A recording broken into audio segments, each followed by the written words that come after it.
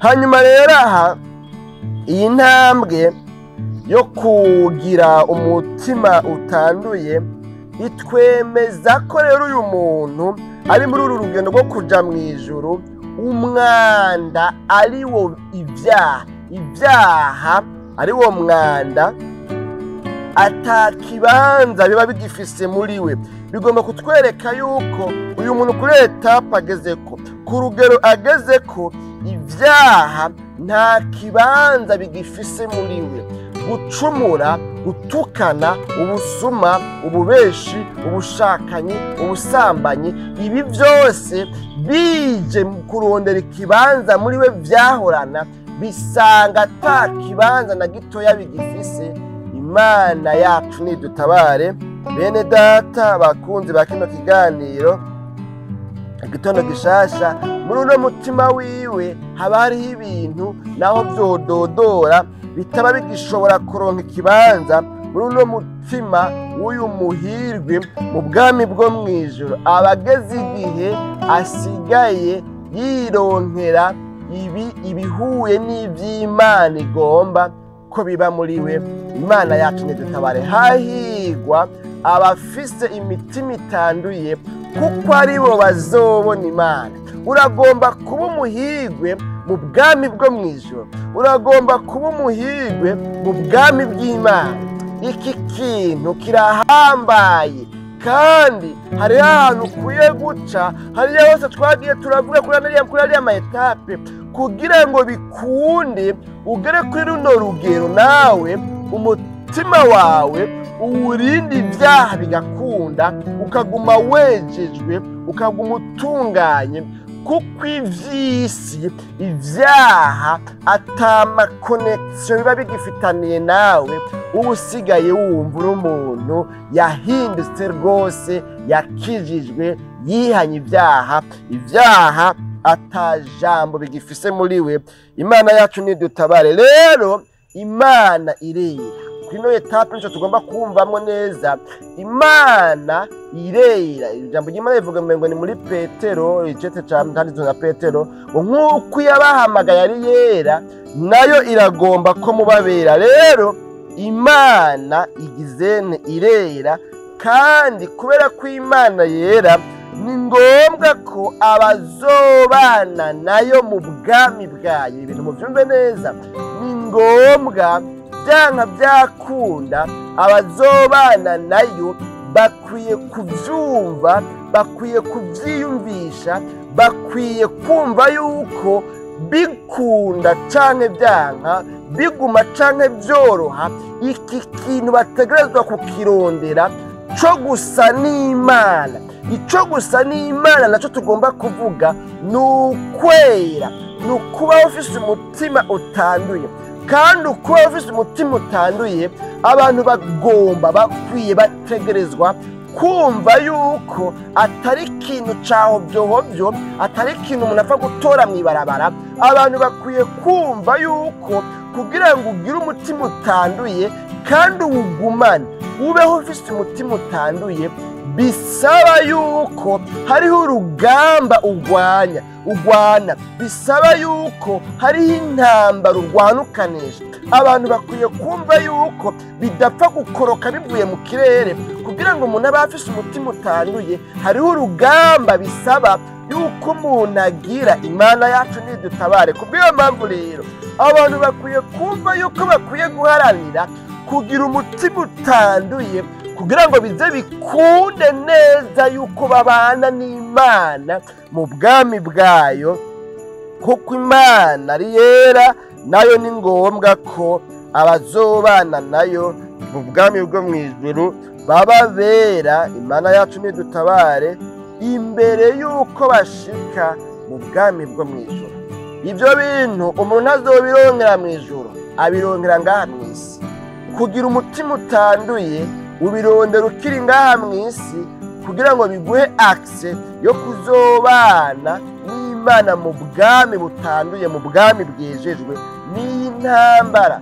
Bakunzi bene data bakino kiganiro igitondo gishasha, ibi bintu murakwiye kuvyumva, birafise uburemere, si ibintu bisanzwe.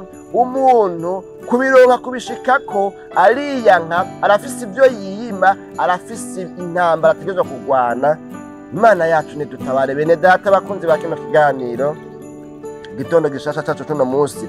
Hanyuma rero no majambo tugomba duhava dusozera, kumbure nizera ko n'umwanya usa n'ukwiye, ndavye umwanya twagiye dukoresha muri kino kiganiro, ndabona ko umwanya usa n'ugizene, usa n'ukwiye. Twabonye rero hahigwa abafise imitima itanduye. Bene data, uru n'urugamba rukomeye. Ntivyoroshe kubaho ufise umutima utanduye mw'isi yanduye, ku mugwa mukuru wa Shetani. Ntivyoroshe abana mbana gatoya, n'urugamba. Bidusaba kuba maso, bidusaba novuga ngo kurikanura, kurifyura, gukanura maremare. Bidusaba kuba maso, ntibidusaba gusinzira umukondorazosi, bidusaba guhangana n'umwasi Satani n'iyi si n'umubiri canke kameremere y'umubiri. Bidusaba kuba vigila, bikadusaba kandi kwirinda no kwiyubara ikintu cose co kwanduza ubugingo bwacu. Ntivyoroshe yuko umuntu yambaye impuzu yera nk'umu infirmier, ya blouse blanche, wa mwambaro w'abaganga. Ntivyoroshe yuko habura akantu kagirane kawanduza. Niyo mpamvu iyo umuntu yambaye impuzu yera derere, ntapfa kwicara hariho hose, ntapfa kwifata uko ariko kose. Bitangaje kubona umuntu yambaye impuzu yera yicara hasi, yicara ku itafari, yicara ku ibuye. Ekaye umuntu yambaye impuzu yera ntapfa kwegamira ibyo ari byo byose. Ibyo rero niko bimeze no mu rugendo ruja mu ijuru. Umuntu agomba kuba umuhigwe mu bwami bwo mu ijuru, ntavuga uko ariko kose, ntiyiyumvira ibyo ari byo byose, ntiyemerera ibyipfuzo ibyo ari byo byose, ntiyemerera ubugenzi hagati yiwe n'abari bo bose, ntiyemera imigenderanire iyo ari yo yose, ntiyemera kuba ariho hose, sama bizinesi ayo ari yo yose apfa kwemera. Ekaye ugomba kugira umutima utanduye. Hariho ibyo ategerezwa kwangana nabyo, hariho ibyo ategerezwa kugwanya, hariho ibyo ategerezwa kuba kure yabyo, hariho ibyo ategerezwa kwirinda no kwiyubara, kugira ngo bikunde uyu muntu agire umutima utanduye. Imana yacu nidutabare bene data bakunzi ba kino kiganiro igitondo gishasha cacu cuno munsi. None rero mu gusozera kino gice ca gatandatu twabonye ngo hahigwa abafise imitima itanduye, kuko aribo bazobona Imana. Imana yacu nidutabare. Mbega woba wipfuza kuzobona Imana? Si kuyibona mu buryo bwo kuyibonera hariya kure, ni imbona nkubone, hafi na hafi, mukavugana mukaganira. Uri umwana wayikunda, uri umuhirwe mu bwami bwayo, warenganye isi n'ivyisi. Woba wipfuza kuzobona Imana, woba wipfuza kuzobana n'Imana, haranira kubaho ufise umutima utanduye. Wiyubare kandi wirinde mu byo uvuga, mu byo wiyumvira, mu byo urabisha amaso, mu byo ukora, mu mabizinesi, mu mubano banye n'abandi, kugira ngo bikunde hagere igihe umutima wawe ushobora kugumiza mu kwera, mu kutandura. Ico gihe uzoba uri mu nzira nziza ikuganisha ku kuba umuhirwe mu bwami bwo mu ijuru. N'amajambo rero tubushoboye kubona muri kino kiganiro gitondo gishasha cacu cuno munsi. Dusigaje ibice bibiri tuzorabira hamwe, kumbure ejo na hirya y'ejo tuzobe dusozereye zino nyigisho zacu zitumbereye kutubwira ngo abahirwe mu bwami bwo mu ijuru. None rero n'amajambo mwakoze, mwagize neza kuduha umwanya kumviriza kino kiganiro. Muri abantu beza, Imana nyina amahoro ibaha umugisha, ibahe ico mwipfuza cose, na cane cane ibashitse ku kuba abahirwe mu bwami bwo mu ijuru, mu kubaronsa ibisabwa byose kugira ngo umuntu abe umuhirwe mu bwami bwo mu ijuru. Mwebwe bashasha rero twobasaba kwiyabonesha, kwiyandikisha kugira ngo mushobore kuza muraronka ibiganiro dushirako.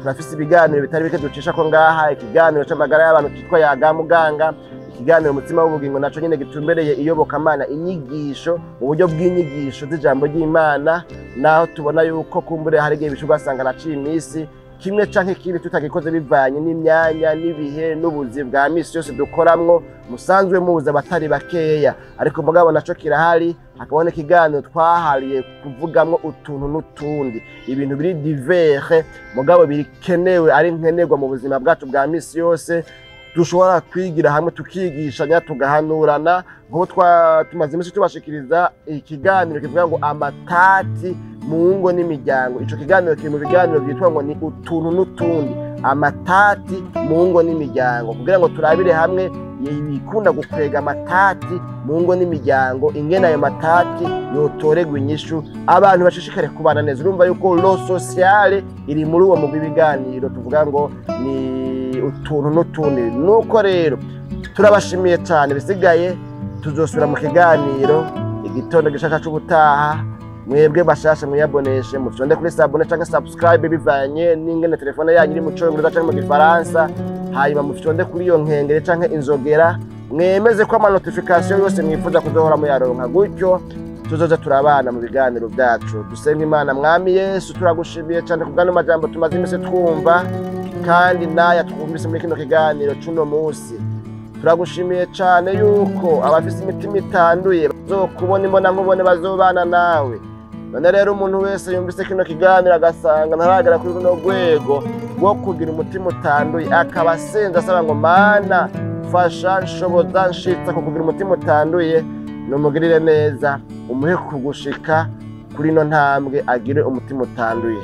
Urakoze ibyo ugomba byose bishishikare kuba kuri bano bakozi ba kino kiganiro, ubusavye imbabazi, umugirire imbabazi, kandi umushoboze gushika kuri runo rwego, mu izina ryawe ryera Kristo Yesu niho tubisabye tuvyizeye.